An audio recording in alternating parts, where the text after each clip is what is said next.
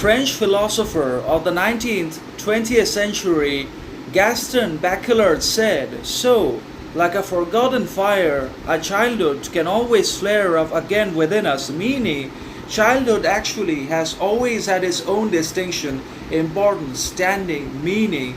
and worth, not only in the world itself but also in the determination of all men's lives,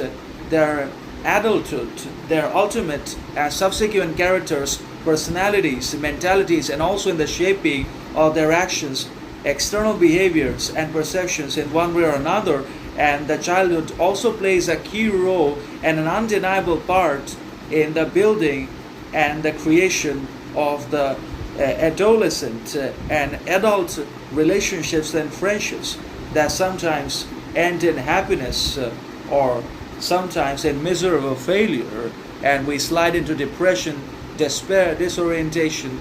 and we also suffer a great deal of unnecessary and undesirable suffering, conflict, trauma, and tragedy because obviously our childhood not being so good. So the childhood can be considered to be one of the most important, fundamental, necessary, and imperative realities in all men's lives because it's the key, the door, and the gateway not only to adolescence and adulthood, but it bears direct connections and resemblances to who we are in the present, what we are now able to represent, and what we are again now capable of thinking, doing, and becoming. And if we're encountering limitations, problems, conflicts, difficulties, turmoils that are emotional, mental, and psychological, then it's not because of the present circumstances and difficulties, because difficulties have always been there, but it has its roots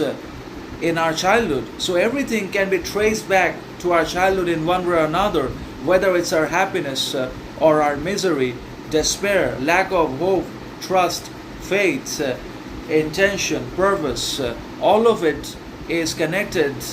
and can be traced back to the individual childhoods that we have had in our lives. And that means the childhood can flare up at any point in time, either in our adolescence and most importantly, primarily and exclusively in our adulthood, in adult relationships, marriages, professions, because the trauma does not take time to trigger. If the childhood has had its traumas, tragedies, conflicts, and torments, then that is going to affect the adult characters, personalities, and relationships as well.